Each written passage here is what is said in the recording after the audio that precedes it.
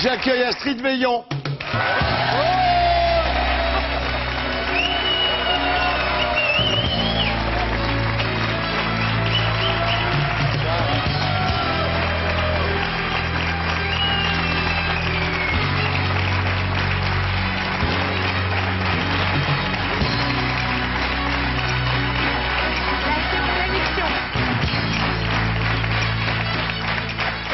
Astrid Veillon. Bonsoir. Bonsoir. Ça va? Ça va très bien.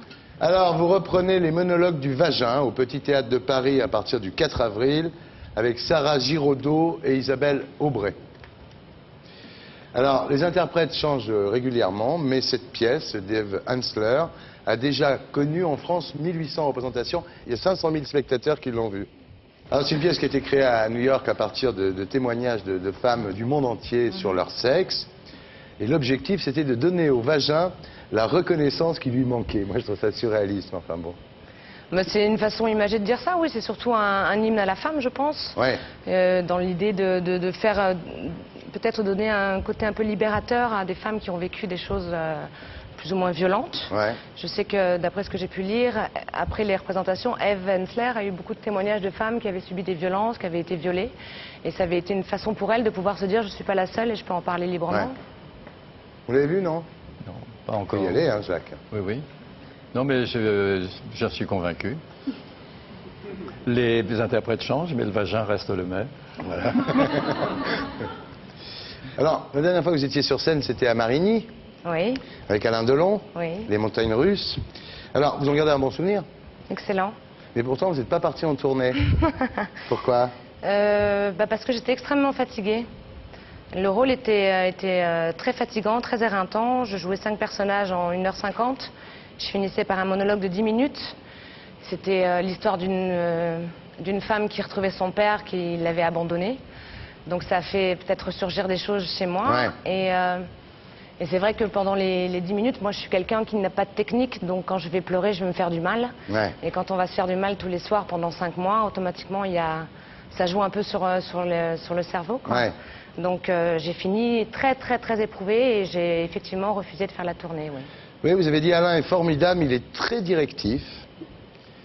Il est du genre à décider tout seul sans m'en parler avant. Qu'est-ce qu'il a décidé tout seul sans vous en parler avant? Non, mais c'est vrai que Alain est quelqu'un qui a l'habitude de gérer sa vie et les gens qui sont autour de lui. Et moi, je devais tourner que numéro 1 derrière, le dernier épisode. Et c'est vrai qu'il arrivait avec à chaque fois d'autres dates. Et je lui disais, Alain, il y a un moment, il faut me concerter parce que je ne peux pas à chaque fois décaler les tournages, etc.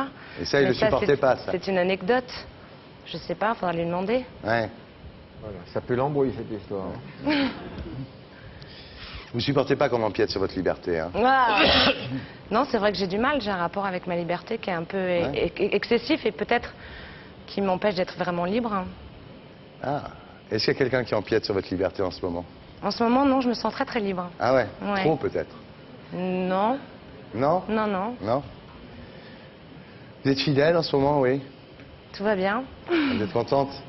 Vous Oui, avez je suis l'air, en tous les contente. cas, vous avez l'air radieuse. Ben, je suis dans une bonne période de ma vie. J'ai un peu morflé il n'y a pas longtemps. Et puis quand on vit des choses pas très faciles, et ben, du coup, ça nous permet de relativiser sur pas mal de choses. Et puis c'est vrai que je fais des choix qui me plaisent, surtout au niveau de mon boulot. Et du coup, ouais, ça me donne une certaine liberté d'être, de penser, avec des choix qui me ressemblent. Ouais. Donc du coup, je me sens pas mal en accord avec moi-même. Ça va bien, là, vous êtes sereine, quoi. Sereine de temps en temps. Aujourd'hui, vous vivez au bord de la Marne, calmement. Je peux aller crier au bois de Vincennes quand on m'énerve. Ouais. Et le roman policier, alors? J'ai envie d'écrire. La salle de bain a été le déclencheur de ça. J'avoue que maintenant, j'ai un petit peu peur de m'y remettre, la peur de ne pas y arriver. Pourtant, il y a d'autres pièces à traiter. Oui, je peux faire la cuisine. Ça a été déjà fait. Par exemple. Et qu'est-ce que je disais? Donc j'ai fait le scénario du. Ça fait du bien, hein? J'ai fait le scénario, donc j'étais capable de le faire. Et effectivement, j'ai envie d'écrire un bouquin qui est sur une femme qui a pas mal de soucis, une actrice de 36 ans qui se suicide. Ah oui, Voilà, et pour plein de raisons. Donc je suis en train d'écrire une histoire comme ça. après un talk show. Elle se suicide comment? Elle ne te met pas un string dans la bouche en s'ouvrant la gorge? Ça fait rigoler. Les histoires horribles me font rire, Jacques. Ah oui. Et écrouler de rire. C'est Mais vrai. t'étais où, Jaco, pendant 8 ans? Moi, j'étais avec moi-même. Mais où? Hein? Géographiquement, où? Sur quel continent? Ça dépend où. On va l'avoir à l'usure. Non. Regardez-moi.